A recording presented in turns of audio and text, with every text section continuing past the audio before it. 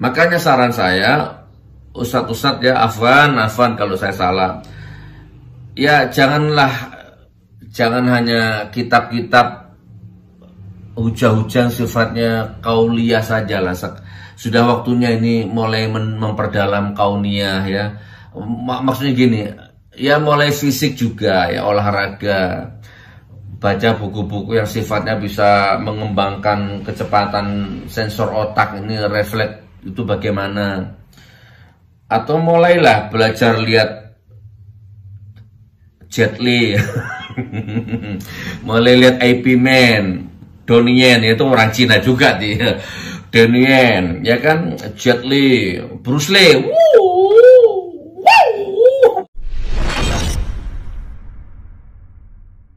Bismillahirrahmanirrahim. Oke, mumpung aku inget ya, kembali ke Ustadz Saniago yang diserang kemarin ya. Sebenarnya saya kalau boleh mengkritik ya, ini bukan mengkritik sih, ini hanya spontan watakku aja ya. Ya, orang itu kan memang beda-beda ya, orang tuh beda-beda, sensor reflektivitasnya tuh memang beda. Cuman waktu saya lihat Ustadz Saniago yang diserang waktu ceramah di masjid, diserang, itu kan beliau lari ya. Astagfirullah. Jadi ya itu nggak salah, saya nggak nyalahkan. Cuman untuk ustadz-ustadz yang lain ya, kalau misal yang belum terjadi, siapa tahu ini masukan ya. Lagi ceramah di masjid, itu masjid loh, itu rumah suci tuh. Otoritas itu penuh kita itu di situ tuh. Ceramah di masjid, tiba-tiba ada yang nyerang, harusnya jangan lari. Saya kalau minta nanti saya takabur, nggak boleh, nanti salah niat. Ya Allah, kok bukan saya yang diserang di masjid? Nah kan nggak boleh kalau gitu kan. Namanya nanti salah niat, namanya takabur. Ya tapi namanya otak ini kan otak nakal ya. Kok nggak aku yang diserang ya? Ustadz ceramah di masjid diserang itu kan pilihannya cuma dua harusnya. Kamu yang hidup atau aku yang hidup. Kamu yang mati atau aku yang mati. Kamu yang masuk penjara atau aku yang masuk penjara. Kan gitu. Loh, ceramah di masjid itu kan apa ya? Jihad ya. Di rumah Allah tiba-tiba diserang. Lah kan gak ada rumus lari sudah. Gak ada rumus lari. Kalau kamu mendatangiku dengan kecepatan 10 km per jam, aku akan song-song kamu dengan kecepatan 50 km per jam bila perlu. Kan gitu harusnya rumusnya itu. Ceramah di masjid. Assalamualaikum warahmatullahi wabarakatuh. Tiba-tiba ada orang nyerang. Loh kok kecepatannya 10 km per jam? Lah taruh mic-nya, libas. Song-song dengan kecepatan 50 km per jam, daya hantamnya tuh. Daya hantamnya itu.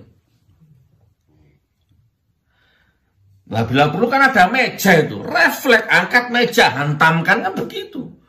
Loh ini urusan jihad, urusan dakwah diganggu, diserang secara fisik. Dan kita tahu ending-endingnya. Kalau nggak gila, gangguan jiwa, stres. Kenapa gitu? Karena yang diserang ustadz. Beda kalau yang diserang pendeta. Nah itu nanti media, Metro, Kompas itu buzzer, wah radikal, teroris. Ya ustadz-ustadz di masjid diserang, ya nggak ada rumus lari, nggak boleh, haram teman. Ya tapi bukan maksudnya Ustadz Saniago nggak salah, bukan. Ini saya manusia itu punya sensor refleks itu memang beda-beda. Makanya saran saya, ustadz-ustadz ya, afwan kalau saya salah. Ya jangan hanya kitab-kitab hujah-hujah sifatnya kauliyah saja lah. Sudah waktunya ini mulai memperdalam kauniyah ya. Maksudnya gini, ya mulai fisik juga ya, olahraga. Baca buku-buku yang sifatnya bisa mengembangkan kecepatan sensor otak ini, refleks itu bagaimana. Atau mulailah belajar lihat Jet Li. Mulai lihat IP Man, Donnie Yen itu orang Cina juga dia. Donnie Yen, ya kan, Jet Li, Bruce Lee, Bruce Lee, boleh ya, atau John Claude Van Damme, nah itu Jackie Chan, siapa lagi dia?